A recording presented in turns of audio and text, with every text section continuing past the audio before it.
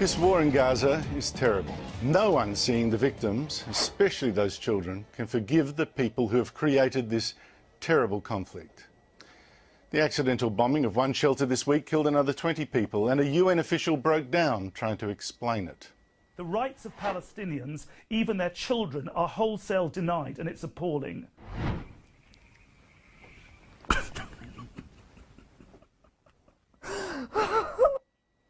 Most reporters blame Israel for this war with Hamas, the terrorist group which rules Gaza, the strip of territory between Israel and Egypt. But in fact, Hamas has broken all 4 ceasefires negotiated so far. See, Hamas wants this war, and it wants dead civilians to show the world, which is why it broadcasts orders to civilians to ignore Israeli army leaflets warning them to move away from homes from where Hamas deliberately chooses to fire its missiles. يتعرض الناس وأن يواجهوا الطيران العسكري الإسرائيلي بصدور عارية ليحموا بيوتهم. أعتقد أن هذه سياسة أثبتت نجاعتها، ونحن في الحركة ندعو شعبنا إلى اعتماد هذه السياسة. Hamas wants this war, which is why its television station tells even children to join the fight and kill Jews. طيب على العموم يا روان أنا بقول له يمسك حجر ولما يجي اليهود عنده يمسكوه وبوم. ليش حابة تصيري شرطية؟ إن شاء الله لما تكبري. لأن أطخ اليهود. كلهم؟ كلهم؟ طيب.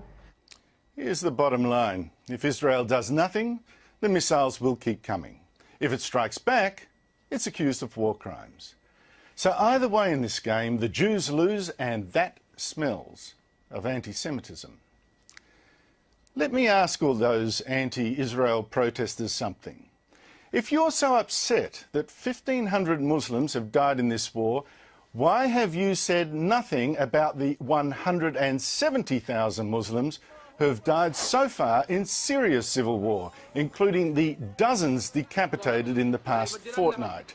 Why have you said nothing about the Islamic State jihadists shooting hundreds of unarmed Iraqis just the other day? If you're really so worried about violence against children, why haven't you protested against Boko Haram, who this year cut the throats of schoolboys and made slaves of nearly 300 girls?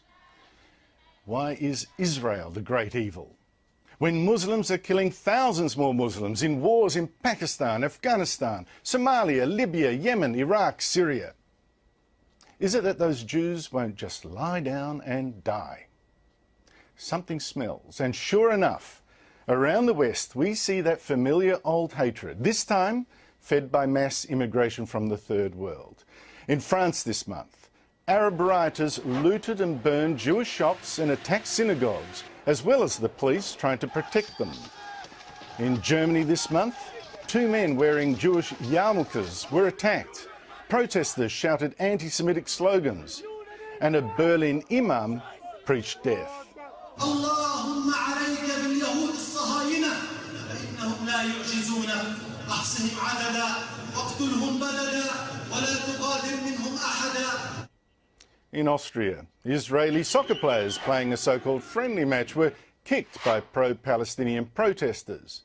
And in Brussels, 4 Jews were gunned down earlier this year by, allegedly, a French Muslim. Even in Sydney, protesters flew the black flags of jihad and yellow flags of the Hezbollah terrorist group, and one abused a Jewish reporter. Shame on you! Shame on you, you're Jewish! You are Jewish! Shame on you! In Sydney's Lakemba just a week ago, Muslim protesters called for jihad to help Gaza.